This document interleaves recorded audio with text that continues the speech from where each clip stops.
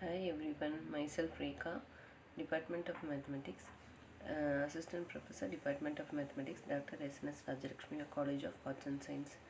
So today I am going to discuss about the introduction of statistics for the course Fundamental of Business Statistics. So first we are going to discuss what is statistics. So statistics is normally collection of data. So normally statistics means we can say it is an interpretations of were developed, and it is the word statistics means both plural and we can say it is in the form of a singular sense also. It is developed by the collection of data. Next, collection, how we will collect the data. So normally in statistics we used to collect the data in the form of an primary data or else in the form of an secondary data. So some of the methods of primary data are: the primary data is collected by the following methods. So how will you collect the primary data?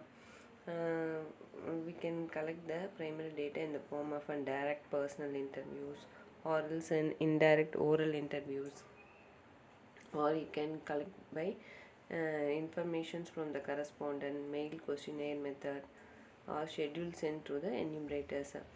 So if you collect the data as primary directly from the customers or else from the students or your neighborhood, we can say it is a primary data.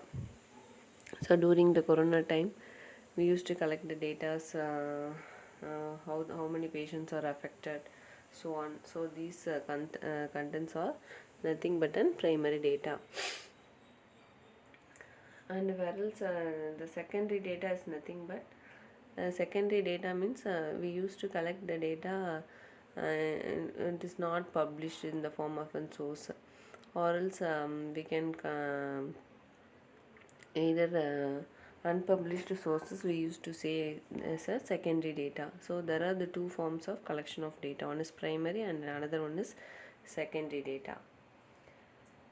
And if you go to the class intervals, and the number of items can be classified in the form of a class frequency. The difference between the limits of the class intervals is called as a magnitude of a class. If you want to collect a larger system of data, we used to do the class intervals, and the frequency can be cumulated either from the top or bottom. What is mean by cumulative frequency? That is a preceding frequency, next frequency we will add, means we can say it is a cumulative frequency. And after collection of the data, we used to collect the data, and we will tabulate the data, and we will first of all classify the data and then tabulate the data. What is the process of classification? Arranging the data in the sequence and grouping the data. First of all, we have to arrange. After collecting either primary data or a secondary data, we used to collect the data and classify and arranging the data in a sequence and group according to their common characteristics, or separating them into a different related parts. And next one is tabulation. So after the classification, we used to tabulate the data in the form of rows and columns on the table. So this is the process of the classification and tabulation. And next we and after the and this is the form of data. After the collection of data, so what is the condition is that we used to interpret the data and we have to analyze the data.